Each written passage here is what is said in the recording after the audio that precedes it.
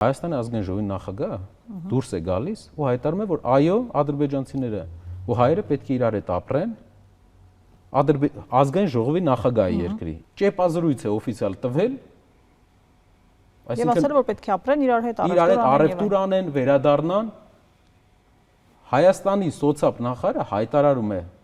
որ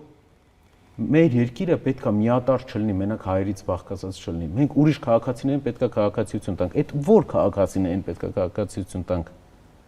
Ինչ սոցիալ նախարարը ինչ կապ ուներ ընդհանրապես այս գործերի հետ, որ դուրս է գալի ազգային ժողովի ամբիոնից տենց հայտարարություն է անում։ Ընտրություններից առաջ ուզում են խլացնեն այդ պահը,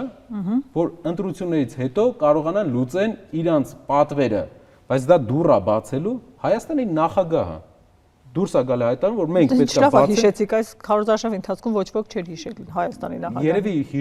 իրեն հիշելու միակ դեպքը սա է, Հայաստանի նախագահը դուրս է գալիս մեր երկրի սահմանադրության հիմնական հենասյուներից մեկը ըստ սահմանադրության։ Դուրս է գալիս եւ ասում է մենք պետք է բացենք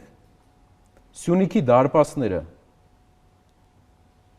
Իսկ ով է փակել Սյունիքի դարպասները, հիշում եք։ Գարեգին Նժդե հարյուրավոր զոհերի արդյունքում 100 տարի առաջ փակեց Սյունիքի դարպասները, Սյունիքը մնաց հայկական։ Հասել ենք 21-րդ դար, մարդ է եկել, որ ուզում է բացի Սյունիքի դարպասները։